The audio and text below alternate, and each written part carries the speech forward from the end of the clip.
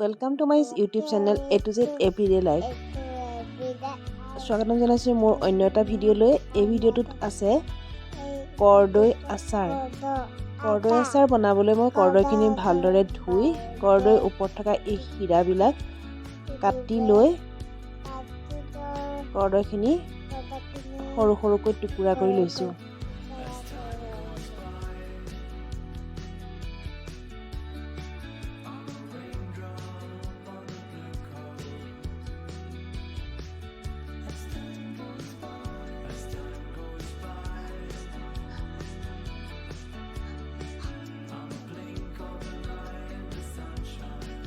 কৰদৈখিনি সৰু সৰু টুকুৰা কৰি হোৱাৰ পিছত এতিয়া তাত হালধি জোখমতে হালধি লৈছোঁ আৰু নিমখ সানি লৈছোঁ।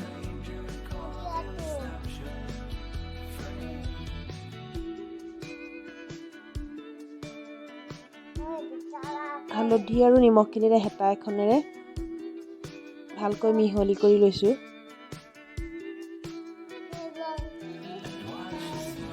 ভালকৈ মিহলি কৰা হোৱাৰ পিছত এতিয়া এইখিনি কাঁহী এখনেৰে সম্পূৰ্ণ এটা ৰাতিৰ বাবে ঢাকি ৰাখিলোঁ।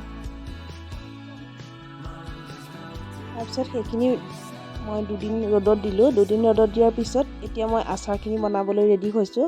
তাৰ বাবে মই এয়া লৈছোঁ জিৰা গুড়ি, ধনিয়া গুড়ি, তাৰপিছত শুকান জলকীয়া কেইটামান কাটি লৈছোঁ, পাঁচফোৰণ লৈছোঁ আৰু এইখিনি মই ব্লেক চল্ট মানে বজাৰত যিটো পোৱা যায় ক'লা নিমখ ডাঙৰকৈ আনি মই খুন্দনাত গুড়ি কৰি লৈছোঁ। এতিয়া তেলখিনি অলপ সময় গৰম হ'বলৈ দিয়াৰ পিছত তাতে পাঁচফোৰণখিনি দি দিছোঁ, শুকান জলকীয়া দিলোঁ,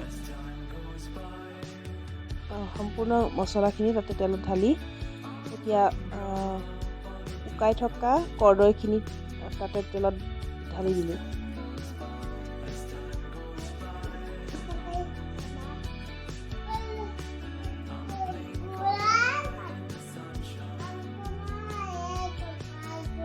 এইখিনি কৰোঁতে মই গেছ অফ কৰি লৈছিলোঁ কাৰণ তেলখিনি ভালকৈ গৰম হৈ গ'ল। এতিয়া ভালকৈ হেতা এখনেৰে গোটেইখিনি মিহলাই দিছোঁ। দি শেষত মই ক'লা নিমখখিনি ঢালি দিছোঁ।